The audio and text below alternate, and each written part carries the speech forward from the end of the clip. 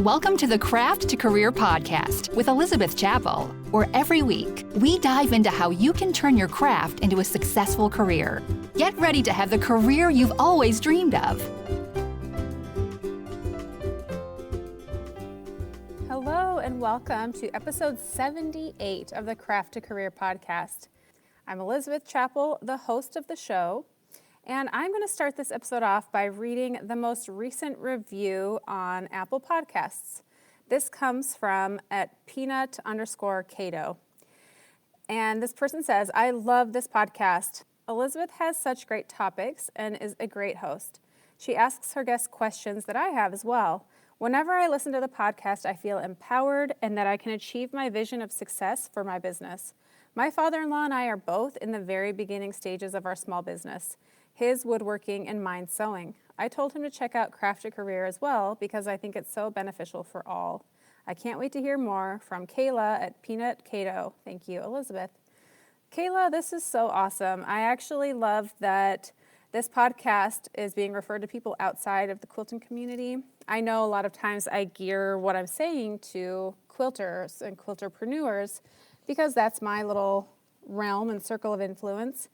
But I do think the things that I share are applicable to all businesses. And so I'm glad that you feel that as well. And it's funny that you say that I ask questions that you have as well, because I'll be listening back to my episodes sometimes and I'll think, oh man, I really wish I'd asked this. And all of a sudden then I ask that question on the podcast. I'm like, oh, well, I guess I was thinking the same then as I am now. But I am a curious mind. I do like to ask all of the questions, which today I do ask a lot of questions. So today we have a guest, Jenae Alves of Vintage Stitch by Jenae. And she has done something very cool that not a lot of people have done in the world, let alone in the quilting community. And she went about it in such a bootstrap, like, I'm just going to figure this out. She got turned down. She didn't let that get her down. And she has just been very successful. And she's also an alumni of my very first original quilt pattern writing course. So we dive into all of the things today on the podcast with Jenae. And I'm excited to introduce you and share more about what she's done. So let's jump in. Let me introduce you to Jenae. Jenae, I'm so glad you're here. It's so fun to have someone who I've known since the beginning of my education, and it's been really rewarding to see your progress as a quilterpreneur. So for our listeners, can you just give us a little introduction of who you are and what you do in the quilting community? Yeah, my name is Jenae. I have a long arm quilting business called Vintage Stitch, and I purchased my first long arm in 2015. And from there, I have grown my business into what it is today. And I recently designed a binding ruler that I know that we'll get into and talk about. And it's been a really long journey from where I first started up until today. But I just know with, really hard work and dedication that anybody can build their business into what they want it to be. Yeah. And selfishly, I'm glad to have you here on the show because of this ruler that you created, and you went out on your own. And I have had people in my, alumni or students who ask, how does one go about doing this? And so I really wanted to dive into that. But first, let's go to the beginning. And if you can just tell us, in 2015, you bought your first long arm. Like what was your quilting experience like before that? What led you to get a long arm machine and even think about business in quilting? Yeah, so I guess it kind of goes back to way before that. I got into quilting. I'm actually a self-taught quilter. I took home ec class in high school, and that's when I first was introduced to a sewing machine and absolutely fell in love with it. I remember, right after doing that whole class, wanting to go to Joann's and make a quilt. And I had never, ever made a quilt before. No one taught me. I just went to Joann's, bought a bunch of fabric, cut them up into tiny little squares, laid all the squares out on the floor, picked them up each, one by one, and created this quilt. And I absolutely fell in love with it. And then I taught myself how to quilt on my domestic machine. And then I started making bigger quilts, and I wanted to be able to quilt those bigger quilts. So I remember being at our local quilt show, and there was a gentleman there that had designed more of a mid-arm, long arm table. And he already had the machine and everything set up with it. It was a used setup. And I went ahead and purchased that. And I was able to do, I believe it was like full-size quilts. So that's there again. I purchased that. I practiced, learned everything I could on that machine. And then I realized I wanted to start making bigger quilts and being able to quilt them. And so that's when in 2015, I started researching long arms, and I purchased my first APQS long arm, and I actually purchased that as a used machine through APQS. And I had people reaching out to me here locally that were wanting me to quilt for them. And so then in 2017, I went ahead and started my business, and that's when I started my website and started growing my business from there. And that's kind of the journey, how I got into long arming. And then I remember, starting my Instagram and posting pictures of my quilts. And I started getting people reaching out to me wanting these specific designs that were the designs that folks were using for digital quilting designs. And at that time, my machine, I was hand guiding my machine with paper pantographs. And I absolutely loved it. Like, I loved moving the machine and creating the designs, and just absolutely loved it. But like I said, I had these other quilters reaching out to me to do these designs for them that were with the digital setup, the computerized machines. And so that's when I started researching about getting the computerized setup for my machine so I could start offering these designs to people. And around that same time is when Jess from the Long Arm League started her membership. So I went ahead and I joined her membership. I was one of the founding members, and joining that group was just so life-changing for me because it was my first chance to talk to other long arm quilters. I didn't really know any other long arm quilters, and I was able to ask questions. A lot of the quilters in the group, they already had the digital machines. So then I was able to ask, more questions for what machine I wanted to get to computerize, my long arm. And so I went ahead and I got a IntelliQuilter to set up with my APQS. And from there, like once that happened, I felt like my business completely took off, because then I was able to offer all these designs, that people were asking for. And so I purchased that. That was the end of 2019 when I purchased to be able to do the digital quilting. Yeah. And then let's see, I'm trying to go back to think of when I came up with the idea for the ruler. So yeah, it was around that time. I wanted to offer another service to my customers to be able to attach the binding for them when they sent me their quilts. Yeah. So I found that I really enjoyed attaching the binding to their quilts while they were on the long arm. And I was running into, it was very difficult. I didn't have the right size rulers, or the rulers were too big when I was trying to use them with the long arm. And so just this idea came to me about a smaller size ruler that I could use when I was attaching the binding on with the long arm. So right away, I grabbed a piece of graph paper and I drew out my design and cut it out. And then I ended up cutting it out on a piece of cardboard and kind of practicing and using that to see, how it would work. And then used that for a little while. And I found that the design, it was very helpful, and it really helped me to be able to attach the binding in a way that I was happy with. And I remember I was like so excited about this like new idea I had that I went to my husband and I was talking to him about it. And I had him cut me out the ruler on a piece of plexiglass. Mm-hmm. So then I was able to use the plexiglass and that's what I used. And then I realized that not only could the ruler be used with the long arm, but I could also use it at my domestic machine. And so that's when like a light bulb like went off in my head, like, oh my gosh, like what if I, brought this out into the world and it could help other quilters? Yeah, I remember you asking about that and like, how does one go about this? And I was like, gosh, I actually don't know. How does one go about, doing the ruler? You have this idea for a ruler and you've made your own. And then what? How do you bring this to the masses?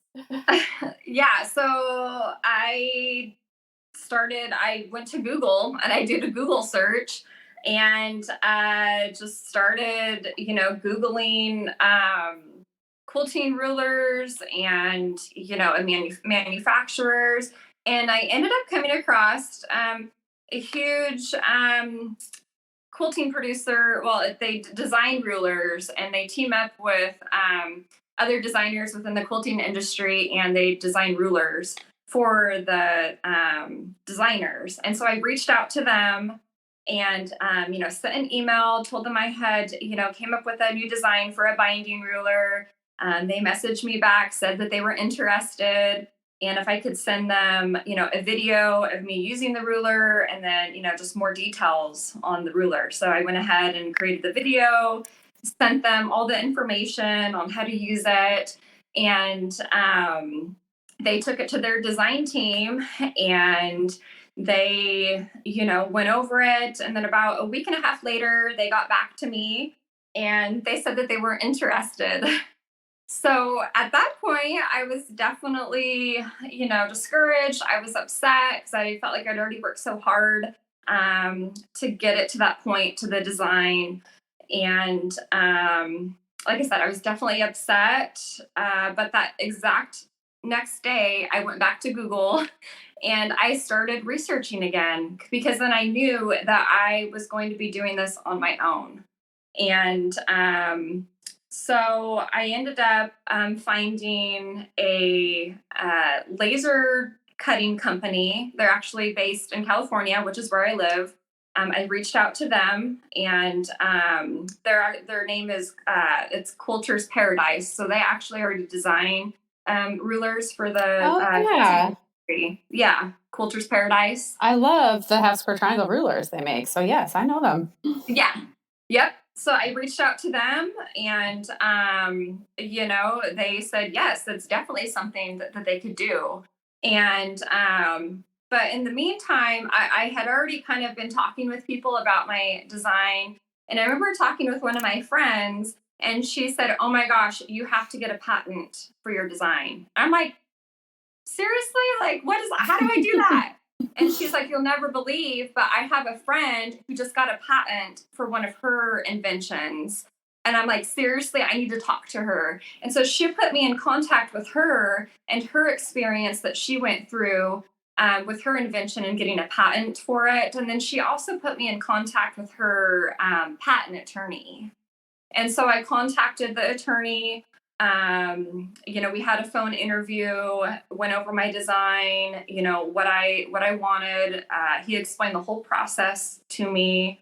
And we started out with doing an initial patent search first. So I gave him all the details. He went to the patent database and did a whole search on my exact size ruler and all the dimensions to make sure that design, there wasn't already like a patent for it.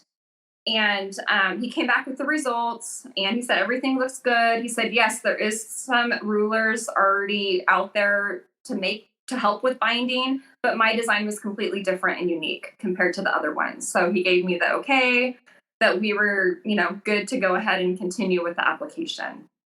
So yay, that's huge. Were you like, Yeah, I know. So I finally felt like I was like on a good track to go ahead and that I was going to be doing this. I was going to be getting a patent. And we started out doing there's a provisional patent application that he filed first. So basically, that protects your invention for about 12 months and it gives you that patent pending status. So once you file, then that kind of protects your design from that moment, when you designed it. So no one can come back and say, oh, well, I did that first. It's like, no, you already sent in your application. So that like keeps you safe. So we went ahead and did that. And then after about 9-10 months, that gives you time to kind of narrow down your design, make sure there's no changes that you want to make to it. And then he ended up filing the non-provisional patent, which is the actual application that goes to a patent examiner, and they're the ones that examine the whole entire application. And then that's when they issue the patent if they accept it. So it's really a long, long process. Mm-hmm. So like I said, he filed the non-provisional, and I'm still kind of in that stage right now. I haven't actually received my actual patent number yet. That probably won't be until like early next year, because once you file that application, it takes at least a year or longer before you hear back from them. So It's a very, very process. But I do have, that patent pending status on my ruler now. Yeah. Good. And it's awesome that you have this patent, because honestly, if you don't, anyone could then go and make their own version and sell it. But now, if they do that legally, you can say, actually, no, you cannot do that. You have to stop. And you could, if they made significant money, you could get that money. And pretty cool. So yeah, like I said, it was a long process. I highly recommend, finding someone that deals specifically with patents, because they deal with it all the time. They know the whole application process. Like, it was a very detailed application, like every single angle he had to explain and what it was used for. And then also he had to do his own research, like on the quilting industry and the terminology for him to use within the application. So, like I said, it was a very lengthy. Yeah, but good for you. I think a lot of people, when they hear you need a lawyer, they're like, and I'm out, but it's worth doing the work. Yes. And it was definitely an investment for me. I put a lot of money out on the line. But I had this feeling inside me that this is something that I didn't want to look back on my life and regret not doing this, and regret, like, at least not trying. And yeah, I did get knocked down that first time when I reached out to that other company and they said, oh no, we're not interested. Well, I knew that it worked for me, and I really, thought it could help people. And even if it helped a handful of people, it was still worth it to me to follow through with that whole process. How has the reception been? I mean, now that have you marketed it? What's happened with that? Yeah. So I launched it in the end of February. And I remember the launch day was on a Tuesday. And prior to that, I was able to share the ruler, on my Instagram, because I had that provisional patent application already turned in. So I had that patent pending status, so I could share the design. And I remember there was, already tons of people interested. So I did set up an email list for people to sign up so I could start gathering, people's information to keep them informed of when the ruler would be available. And I remember ordering my initial amount of rulers. And at that, I thought it was a huge amount, like, oh my gosh, this is like so many rulers. Well, I ended up launching on a Tuesday, and by Saturday, the rulers were completely sold out. And awesome. I was like so excited, like, oh my gosh. So then I had to send out an email to my subscribers, the rulers are on back order. I'm waiting for my next shipment. And, I just I did it all on my own. Like, I had no idea, I was kind of learning as I was going. and like learning with my website how to add a store to my website and, accept payments from people and, shipping. It's kind of funny, like initially, I set up my store and I went in and practiced and I like purchased the ruler myself. I printed out the label and then I actually sent it to myself so that I could I see love how it. that whole process worked. Because I had no idea. I'd never done anything like this before. I didn't have anybody there showing me each step of the way, So sometimes you Yep. just have to get in there and do it. Which I've got to touch on that. I'm so happy that you talked about you didn't know how to do it and there was no one there to hold your hand or tell you how to do it, but you figured it out, and not just a little bit. Like, you got a lawyer, you've done the whole kit and caboodle.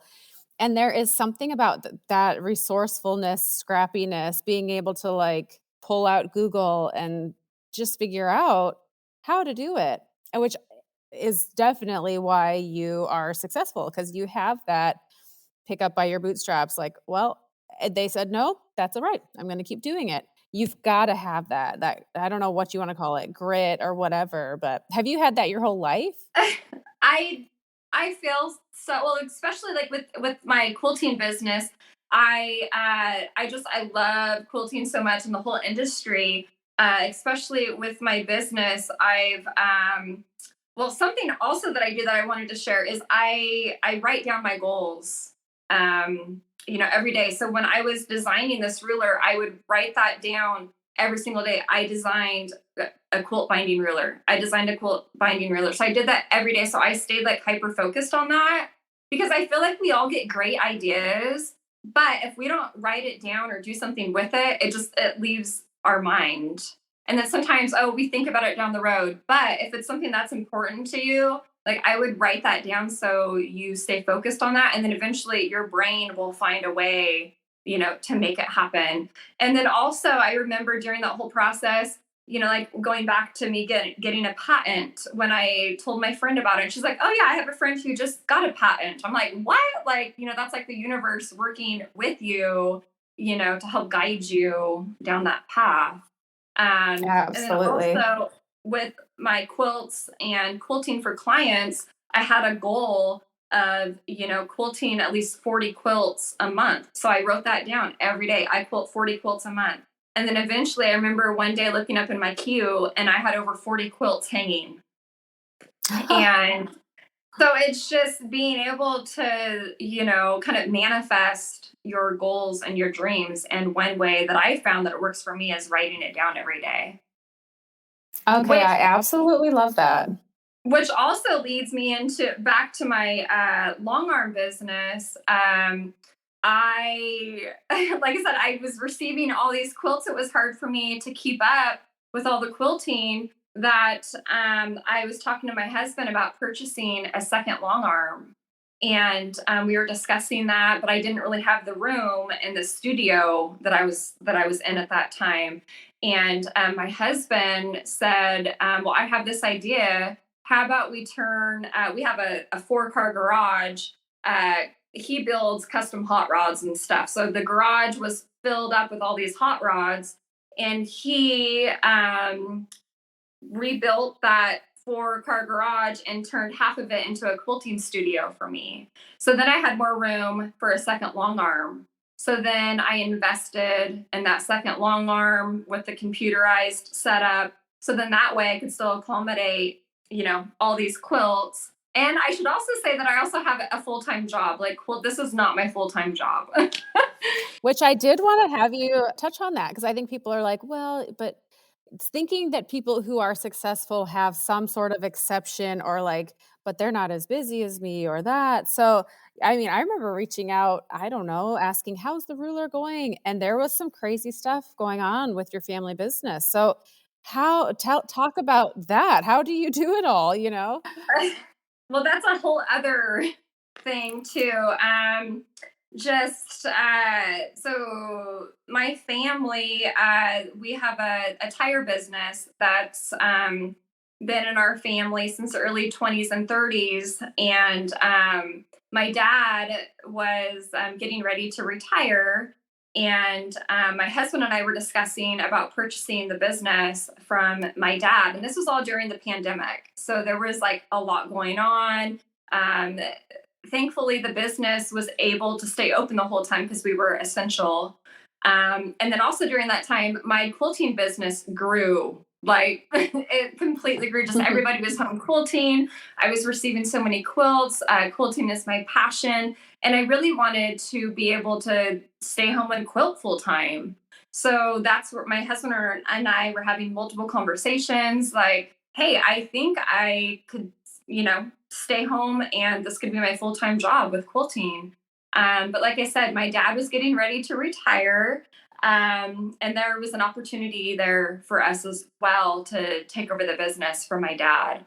And we did a lot of back and forth and not sure what we wanted to do. And we did end up purchasing the business from my dad. So now my husband and I are business owners together. So that's a whole other, we drive into work together, we spend all day together and then come home. And but yeah, like I said, if you're doing something that you are passionate about and you love doing it, I feel like you'll find a way to make it work. So, in the past, there was a lot of mornings when I would get up at, 5 o'clock in the morning and be in my quilting room quilting before I would go to work. And then, on the weekends, there again with the pandemic, we were all stuck at home. So that's what I was doing on my weekends was I was quilting. And I definitely built my quilting business up to a place where I could do that full time. But now with also running the tire shop, I have it set with my quilting business that I'm doing about half the work that I usually would be doing. So that's kind of where we're at right now. So I think it's really cool that you have this family business that's been in the family since the 1920s. Is that what you said? mhm. That's really cool. We're quilters, so we appreciate the legacy and these time things, but I just think that's really neat. I did also want to ask you, you've done really well on Instagram. So two questions with that. One, what has helped you have success with Instagram? And then two, has that correlated, like as you've grown your Instagram following, has it also helped grow your business? Have you seen that correlation? I would say so, yes. So early on when I started my Instagram, I really enjoyed doing videos and sharing videos. So early on, was sharing tons of videos even before reels were popular. Yep. And I found that a lot of those videos that I was posting was getting a lot of engagement. And back then, if I recall, I think you could click and see how many people actually followed you, from that one post. Yep. And another thing that I found with, clients sending me quilts is I thought that they would like to see what my actual studio looks like or what my long arm looks like. So when they send their quilt to me, they kind of have a visual of what it's going to look like when they send me something. So I thought that was always important, just like sharing my whole process, sharing about loading a quilt. I remember when I first started quilting, I had no idea what a long arm even was. And Right. so I've always thought it was important to share and show that whole process. So I think that's something that's helped grow, my Instagram is just how much I do share like behind the scenes, if you want to call it. And also early on with Instagram, I was very intentional about growing my followers. There was a point where it was a goal of mine was to reach 10,000 followers. So there again, that was something that I wrote down every single day. I have 10,000 followers on Instagram. And, I would kind of go back to past posts that I had posted and see what gained interest. And I would share more of that in order to grow. But now, once I reached that 10,000 followers, it was just kind of like, oh, like now what? Like now, that happened. That was great. But, now what do I want? Like, what's my next goal? So I think it is kind of important to set goals. I had to have something to reach for. Oh, I'm so glad you touched on that because I've talked about that in past episodes and I'm like, I hope this comes across the right way. But like, I'm not in great. It's not that it's anticlimactic. It sounds so cliche, but it is the joy in the journey. Like it is in the striving. And so when the joy is not in reaching the goal, it is in the striving. Like, so I totally am so glad you said that. So I don't sound like an idiot. Yeah, no, I remember you talking about that too, and I've experienced that, as well. Yeah, that's awesome. And I love that you went and looked at what did well. Like, okay, I have this goal, and so I'm going to go and look at my posts, see which ones did well. I mean, it's not just like you're throwing spaghetti at the wall and seeing what sticks, there was some intention behind that and and the video. I don't know if you knew how smart that was, if that was intentional or just like, this is what I do. Yeah, the videos, yeah, going back to that. I mean, and then now look at Instagram now. That's all we see is videos because of reels. Like, and Yeah. it is kind of frustrating. And I know some people don't care for the reels. But I've experienced it with my Instagram. I can post, a beautiful quilt picture and it doesn't get any engagement at all. And Oh I yeah. can put a video, like I just posted a video of me, like my cutting table with how I have my batting racks mounted on my cutting table. And I just like loaded up a new roll of batting. And that got like so much engagement, just that little me showing that. And it's just so crazy how, Instagram is changing constantly. And but honestly, now I try not to focus on posting as much as I did in the past. I think it's important to realize when you need to take a break. I have definitely felt burnout with Instagram. There have been times where I won't post for 2-3 weeks at a time, and I have to, be okay with that. And so yeah, that's my whole thing on Instagram. It's just, yeah, it can be difficult at Yeah. times. Well, I mean, I won't go too far down that path, but I could talk about it a lot. But it goes back to that we don't own that platform. Anytime you're a guest on someone else's platform, it's free. It's free for us. It's a free marketing platform. We are their guests. So we might not like their house rules, but they are their house rules and we follow by them. And as much as we say we hate these videos, they're not dumb. Like Instagram isn't dumb. They know that the human brain will stop and watch. Their number one priority is to themselves and getting longer engagement. And people engage more with video. As much as we say we don't like it, we do watch it longer. And so that's what they're there for. But any platform, I mean, you see MySpace and now it's gone, and then Facebook and now TikTok. And so the only thing that's constant is change, but that we play by their rules, and I'm trying to get off of Instagram more myself. And I've also watched people who are really successful. I feel like it's almost like you have to put in your time at first, to build that audience. But then I look at some of the people who I really admire. I'm like, they're not on here all the time. Sometimes they only post once every couple months and they're still super successful. So who says I have to be on here every day? Yeah. And I haven't really seen a decline, in the amount of quilts that I'm still receiving. And I have been kind of well, with my quilting business, I do have it listed on my website how many weeks out I'm booked. So I can kind of gauge how busy I want to be right now with my quilting business. So I think that's something to kind of pay attention to with your business if you're feeling like you're burnout. Just that it's okay to take a step back, and sometimes you need some of those breaks to help your creativity. Absolutely. Well, and I think we get worried if I disappear for a month or even a weekend, we're like, well, then they'll forget about me. No, it's not. As long as you show up and you're offering something of value to people, we're all very selfish. And I mean that in the most humanistic way. It's not like we're terrible people, but we are very selfish. We think about ourselves. As if someone comes and provides you something that helps you, you don't care if they disappear for a month and then come back. If they have something of value, you're like, oh, cool. So it's okay if we disappear for a little bit, Yeah. and give yourselves that room. Well, so I'm curious with the ruler, how do you plan to market going forward to market the ruler? Do you I don't know, tell me your ideas and thoughts. Yeah, so I I have had quite a few quilt shops reaching out to me, so they buy the rulers wholesale from me and then they sell them in their quilt shops. There's a quilt shop here locally that she carries my ruler. But mostly, it's all sales coming through my website. I do want to reach out to distributors. I haven't done that yet. Like I said, there's just been a lot going on with the tire shop and that whole transition that I'm just right now, I'm kind of giving myself a little bit of space before I get ready to reach out, to distributors.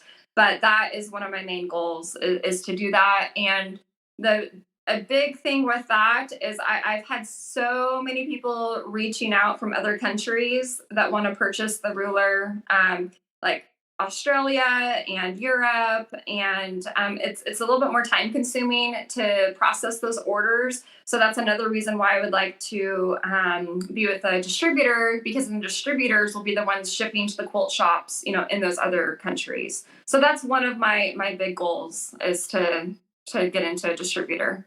Yes, you'll get there.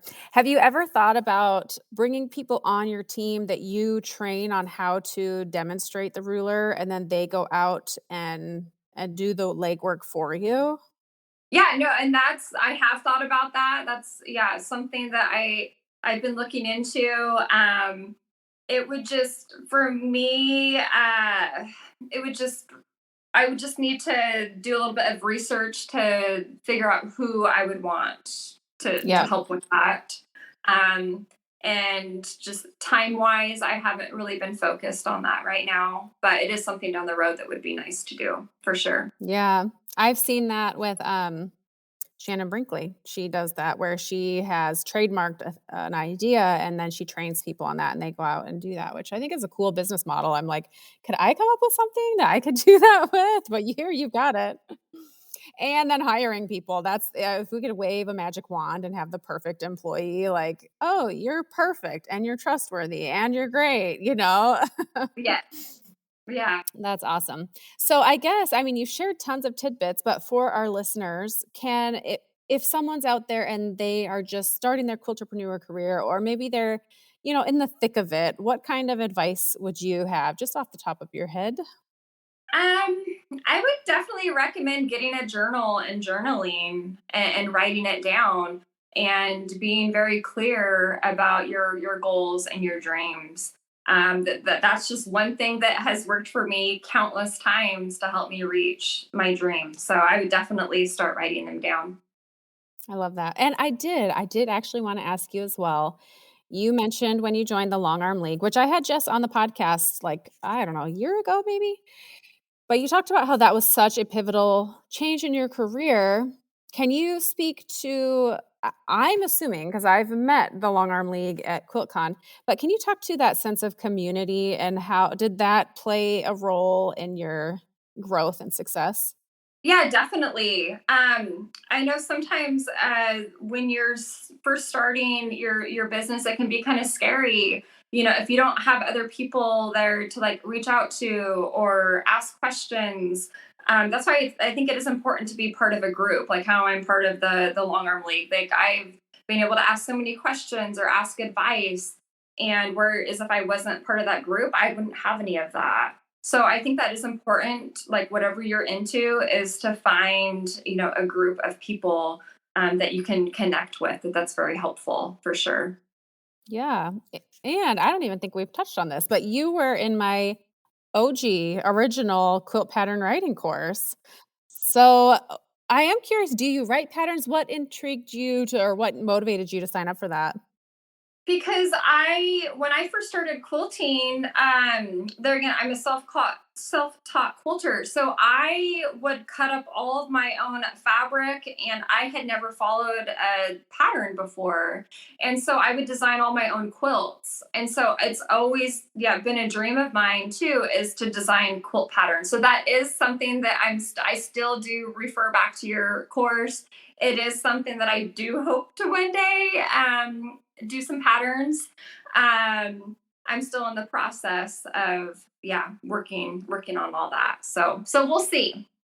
I love it because you are a dreamer and a doer. And we all, you've got you will do it one day. It's just all things in its time, so that will be there when you're ready for it. Yeah, and I absolutely love vintage quilts. So that's kind of something else I'm working on is I've been purchasing vintage quilt tops, just the top, and they still need to be quilted. So I've been working on mending those and fixing holes and then doing the quilting on them to complete them. But I love just the stories behind the quilts. So for quilt patterns, that's kind of one of my ideas, is to do more of like a vintage, traditional style with a modern, touch. That's kind of one of my ideas that I've been, thinking about. And I'm constantly writing down, doing drawings all the time, different designs that I would like to do. So I love it. I feel like we are cut from the same cloth. I definitely resonate with what you're saying here. And then I just have to share with the audience. You might be like, "Oh, Elizabeth," but you are just honestly so sweet. You sent a package, recently, just saying thank you for things, in the past, the course and whatnot, and it was so thoughtful. It was, a Gretchen Quinn mug, which is my favorite, and I mean, you're just so you're the real deal, you're just very sweet, and I really appreciate that. So if our listeners oh, go ahead. Oh, I was gonna say, I feel the same about you too. Just when I first started, like my quilting business, I just felt like you've always been that one person. Any like question I have, like I just reach out to you, and you've always been extremely helpful, and I appreciate that. I feel like within the quilting industry, there is so many people, so many other quilters that are helpful in that way. And I've been able to return that as well. Like I have people reaching out to me all the time about long arm quilting, or they want to purchase their first long arm, and I love being able to share with them like my experience and how can I help in any way. And I just, like I said, that's one thing that you've always like helped me with. I remember having one coaching call with you one time, and I had all these like different ideas of things I wanted to do, and I remember you telling me just focus on one thing, like focus on that one thing. So at that point, it was my long arm quilting. So I focused on that, and I felt like I have built that up into exactly where I want it to be. And then that's when I was able to focus on the binding ruler and have that whole like journey and experience. And then now I'm like ready to go on to something else. So, Okay, let's just talk about that for a second. If I could bundle that up and put it as a testimonial for every student, because I think the big fear is if I focus on the one thing, I won't be able to do everything. It's like, no, you will. It's just one at a time. Like get the one thing down really good and then move on to the next, which is why I know with your quilt pattern design, it will happen just in due time because you're working smart. You're doing it one at a time. And I just am so tickled to hear that. So yay, thank you. yeah, and each one of those experiences you learn something from. So even with my binding ruler, I had never sold a product before. I had never listed anything on my website before. I had no idea how to do any of that. And then now, in the future, if, with doing selling patterns, I already have that experience for how to list that on my website and do all that. So it's just taking one step at a time and really narrowing it down and focusing on that. And it's just, yeah, your whole experience and the whole journey that eventually, you'll get to where you want to be, and then you keep growing. Absolutely. Beautifully said. So do you have a video tutorial if people are curious about this ruler? Where can they go to learn more about it? Yeah, they can head to my website, which is vintagestitch.co. And then it's also, you can find tons of videos on my Instagram. And then there's also some videos on YouTube. Awesome. And for our listeners who want to find you on Instagram, what's the Instagram handle? It's vintage stitch _by _Jenae. And that's Jenae. Perfect. Awesome. Well, thank you for being here. This was so fun to chat and catch up and to hear your story. So thank you. I loved it. It was so fun chatting. Jenae, thank you so much for being here. It was such a pleasure to chat with you. You are just such an awesome person. You've done some amazing things, and I cannot wait to see what the future holds for you. So listeners, I hope that you enjoyed hearing Jenae's story. I hope that kind of motivated and lit a fire within you that you too can accomplish your dreams. You know, you can try what she said, write those things down, voice your dreams, you know, really be intentional about the things that you want to accomplish and do. And if you are enjoying this podcast, if this is resonating with you and leaving a positive influence on you and your business, I would love for you to leave a review of the podcast. You can just go, I know it's a little tricky on Apple Podcasts, but if you go to your library and click on the Craft to Career show, and you scroll down to where it says ratings and reviews, you can tap, there's stars where you can leave however many stars you want to. And then you can also, if you go down under, you'll see a review. There's the 5 stars where you can leave the 5-star review or however many stars you want. Hopefully it's 5. You'll read the latest review and then it says write a review underneath that. So those are really helpful both for me as the podcast host. It's really helpful for other listeners to get a feel of the validity of the show. And with good reviews, it helps Apple Podcast share that podcast more with other people who are looking in this genre. So please do leave a review. That really means a lot to me. And I'm really thrilled to share who I've got in the next couple of weeks. So I have a few of the students from my current quilt pattern writing course. There was an application for students to apply to be on the podcast, and I cannot tell you how hard it was to narrow down. I just think I'm going to have to do this again because there are so many great people in the course. I was going to choose 4, and I ended up choosing 6 because I just couldn't narrow it down any further.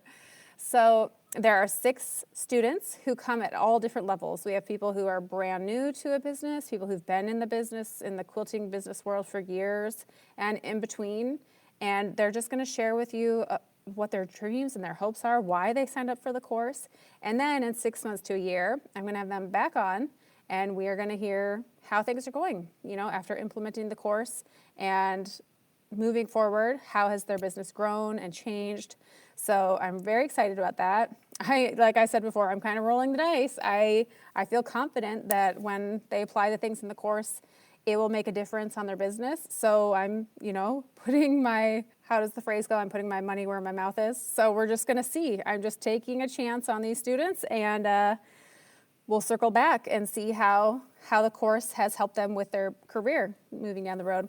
So I'm excited to have that coming up next week. There will be a couple episodes with that since there are 6 students. I cannot wait to introduce them to you. I'll be back here next Friday with brand new episodes. Until then, have a wonderful week.